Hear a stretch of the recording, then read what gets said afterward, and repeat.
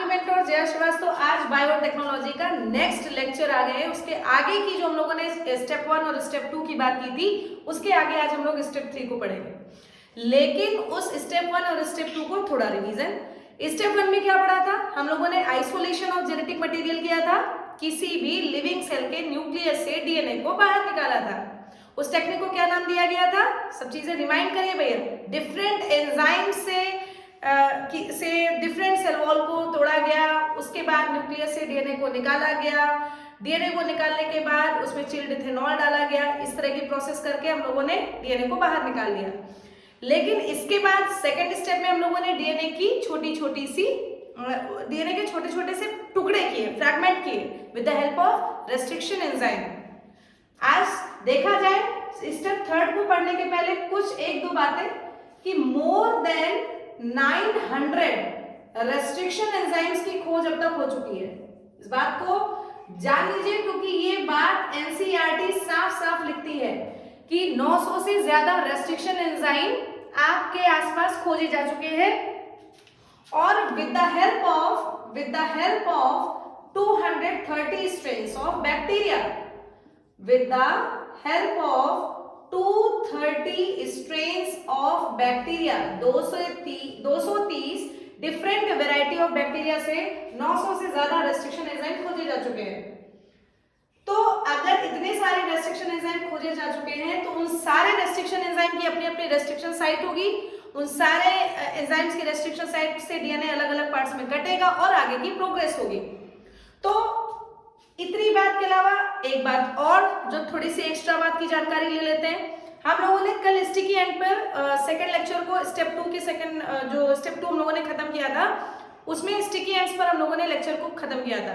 थोड़ी सी जानकारी उसी के बारे में और लेते हैं। देखिए बच्चों, किसी भी स्पेसिफिक सीक्वेंस, जैसे मान लीजिए GAATTC है और यहाँ पर भी GAATTC है, तो क्या बात बताई गई थी कि ये 5 प्राइम टू 3 प्राइम और इधर ये 5 प्राइम टू 3 प्राइम। क्या बात बताई गई थी आप लोगों को कि इसको एक स्पेसिफिक पार्ट से काटा जाता है, यहाँ पर A से G के बीच में, यहाँ पर A से G के बीच में, और साइड में क्या बच जाता है?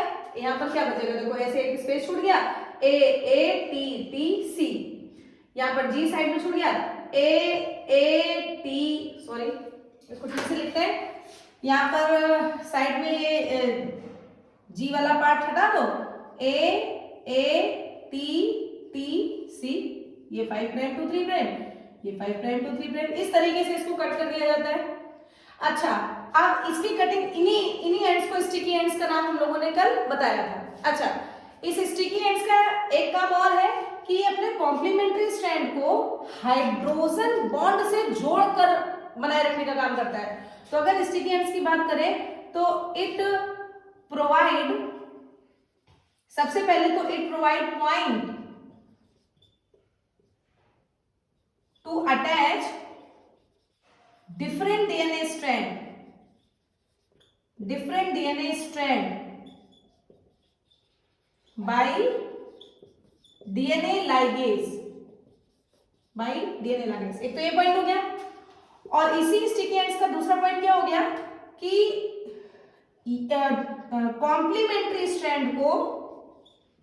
कॉम्प्लीमेंट्री डीएनए स्ट्रैंड को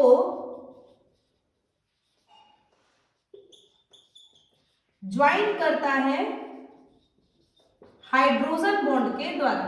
ये दोनों भी तो आपस में एक दूसरे से जुड़े रहेंगे, तो उसके लिए हाइड्रोजन बॉन्ड के द्वारा ये ज्वाइन करता है। इस बात को ध्यान रखना बच्चों। ये बात किसके लिए हम लोगों ने कल पढ़ी थी? तो आपका आंसर है स्टिकी एंड के लिए। कोई भी रेस्ट्रिक्शन एंजाइम अगर किसी भी रिकॉग्निशन सीक्वेंस को किसी भी दो नाइट्रोजनस बेस के बीच से कट कर दे तो वो स्टिकी एंड प्रोवाइड कराता है।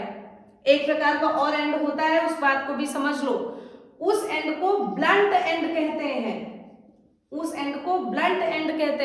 इसी में मान लीजिए GAATTC में ही बात कर ले, हालांकि इसमें रिकॉग्निशन सीक्वेंस ये स्टिकी एंड ही छोड़ता है, लेकिन ब्लंट एंड को समझने के लिए इसी का एग्जांपल पकड़ लेते हैं। मान लीजिए ये GAATTC है 5 प्राइम टू 3 प्राइम और इधर 5 प्राइम GAATTC आपने बनाया। ब्लंट एंड क्या बोला है इसके बारे में देख लो। ब्लंट एंड किसी एक निश्चित नाइट्रोजनस बेस से कट करता है। जैसे अगर यहां से ये ए पार्ट को हटाएगा तो इधर से भी ए पार्ट को हटा देगा। समझ में आया इस चीज को? ये ब्लंट एंड होता है। ये किसी भी दो नाइट्रोजनस बेस के बीच से नहीं कट कर रहा, ये नाइट्रोजनस बेस ऊपर और नीचे सेम, तो ये ब्लंट एंड प्रोवाइड कराता है। इस बात को आप लोग ध्यान रखना भाई कि ब्लंट एंड और स्टिकी एंड, वैसे ब्लंट एंड एनसीईआरटी में एक्सप्लेन नहीं है, लेकिन स्टिकी एंड्स आपके एनसीईआरटी में एक्सप्लेन है। इससे रिलेटेड क्वेश्चन बोर्ड्स में कई बार पूछे गए हैं, व्हाट इज स्टिकी एंड्स।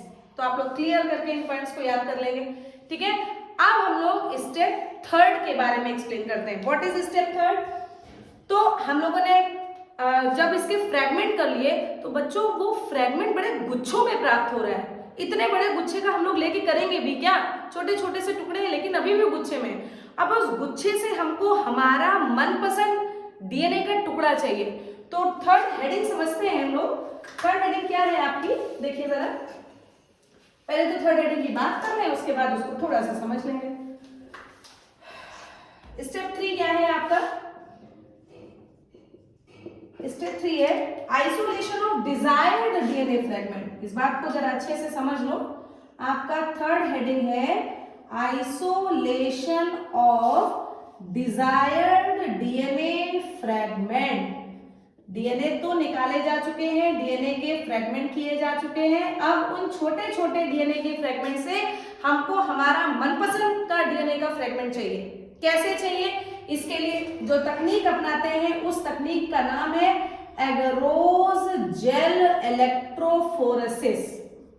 इस इतनी बड़ी तकनीक या इतनी बड़ी टेक्निक्स को समझने के लिए पहले ये तो जानो कि इसमें एगरोस जेल क्या है और फिर इलेक्ट्रोफोरेसिस क्या है। अगर हम लोग एगरोस की सीधे सीधे बात कर ले बच्चों, तो ये एक प्रकार का सी वीड है।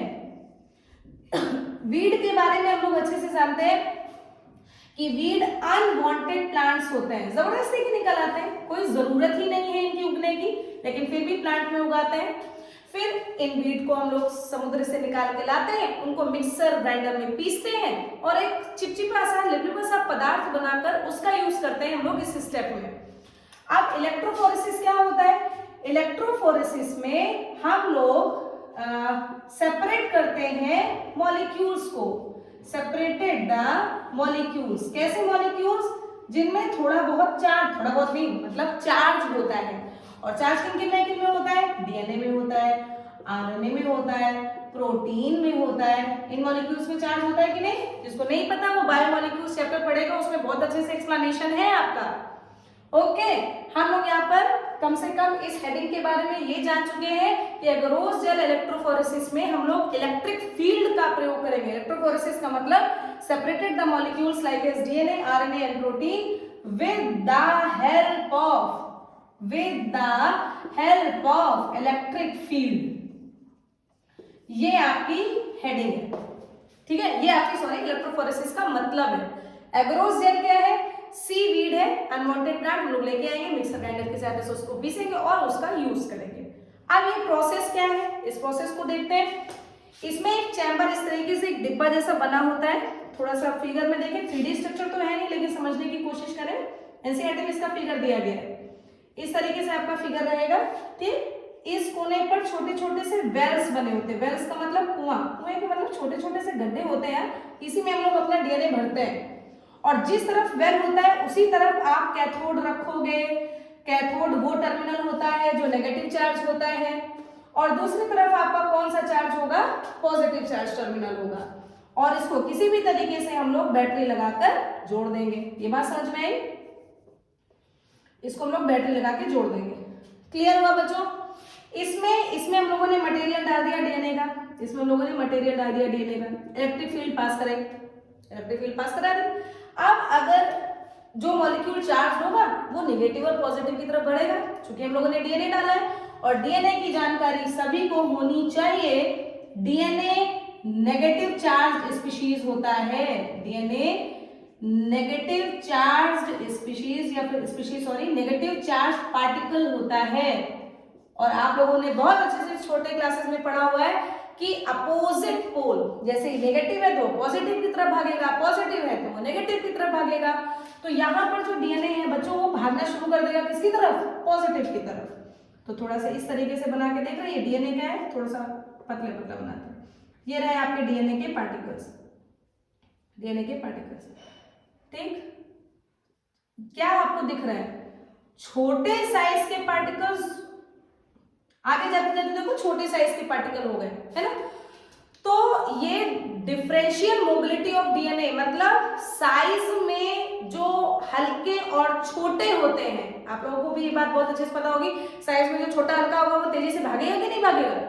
तो अगर डीएनए साइज में छोटा और हल्का है तो वो ज्यादा पॉजिटिव टर्मिनल की तरफ दिखेगा, और बाकी डीएनए आपको कैथोड की तरफ, जो भारी होंगे साइज में बड़े होंगे वो आपको कैथोड की ही साइड में मिल जाएंगे। ये बात समझ में आ गई। बस आपके डीएनए का आइसोलेशन हो गया जैसा डीएनए हमको चाहिए। अब डीएनए तो आपके आइसोलेटेड हो गए, लेकिन बच्चों ये डीएनए हमको नेकेड आई से नहीं दिखते। फिर हम लोग क्या करेंगे, इसमें कुछ कलर डालेंगे। वो कलर क्या होता है, इसके ऊपर जब हम लोग स्टेनिंग करेंगे, देखिए इसके बाद हम लोग स्टेनिंग करते हैं। स्टेनिंग किस चीज की करते हैं, स्टेनिंग करते हैं इथिडियम ब्रोमाइड की, स्टेनिंग किया जाता है इथिडियम ब्रोमाइड की। इसके ऊपर हम लोगों ने वो डाल दिया, इथिडियम ब्रोमाइड डाल दिया। इथिडियम ब्रोमाइड कलर देता है ब्राइट ऑरेंज, चटक ऑरेंज कलर प्रोवाइड कराता है। लेकिन अभी भी हमको डीएनए नहीं दिख रहे हैं। अब क्या करना है, अब इथिडियम ब्रोमाइड की स्टेनिंग कराने के बाद हमको यूवी लाइट का एक्सपोजर कराना है। तो देन हम लोग क्या कराएंगे, यूवी लाइट का एक्सपोजर करवाएंगे। यूवी लाइट का एक्सपोजर करा दिया। यूवी लाइट का एक्सपोजर कराने के बाद अब लगभग सारे काम हो चुके हैं। यूवी लाइट का एक्सपोजर हो गया, स्टेनिंग हो गई, डीएनए अपने अपने जगह पर पहुंच गए, आइसोलेशन हो गया, सब हो गया, केवल उसको निकालना है। तो बच्चों इसके अंदर तो पहले ही बता चुके हैं कौन भरा हुआ है, एग्रोस जेल। एग्रोस जेल थोड़ा सॉलिड सेमी सॉलिड स्ट्रक्चर हो जाता है। फिर हम लोग उतने जो पार्ट का डीएनए हमको चाहिए, मान लीजिए इस एरिया का चाहिए तो इतना पार्ट काट लिया एग्रोस जेल का, फिर इतना पार्ट चाहिए फिर इतना पार्ट काट दिया एग्रोस जेल का, और उस कटे हुए एग्रोस जेल के पार्ट से हम लोग अपना मनचाहा डीएनए का फ्रैगमेंट प्राप्त कर लेते हैं। और इस प्रोसेस को क्या कहा जाता है, इस प्रोसेस को कहा जाता है इल्यूशन। ये पूरा टॉपिक आपका यहीं पर खत्म होता है। इसको एक बार झट से रिवाइज करके तब फिर हम लोग आगे जाएंगे, क्योंकि नेक्स्ट लेक्चर में आपको पीसीआर टेक्निक के बारे में बताएंगे, जिसमें ये जो डीएनए फ्रेगमेंट प्राप्त हुए हैं ना, इसका एम्प्लीफिकेशन करना है। और लगभग हर साल बच्चों बायोटेक्नोलॉजी से पीसीआर का ये टॉपिक जरूर पूछा जाता है। तो इसको समझते हैं। Isolation of desired DNA fragments में हम लोग एग्रोस जेल इलेक्ट्रोफोरेसिस टेक्निक्स का प्रयोग करते हैं, जिसमें एग्रोस जेल क्या है, एक प्रकार की सी वीड है। वीड क्या है, एक अनवांटेड प्लांट होते हैं जो समुद्र में पाए जाते हैं, उनको लेकर आते हैं हम लोग, कुछ लिसा सा पदार्थ बनता है, उस पदार्थ को इसके अंदर, इस मशीन के अंदर, इक्विपमेंट के अंदर डाल दिया जाता है। इलेक्ट्रोफोरेसिस टेक्निक क्या है, separated the molecules like as DNA, RNA, protein, ये चार्ज पार्टिकल्स होते हैं, इलेक्ट्रिक फील्ड को लगाकर उनको सेपरेट आउट करना। इसके बाद हम लोगों ने जो इक्विपमेंट बनाया उसमें एक तरफ वेल्स बनाए जिसके अंदर वो डीएनए भरा गया, उस साइड में कैथोड रखते हैं, दूसरे साइड में एनोड रखते हैं।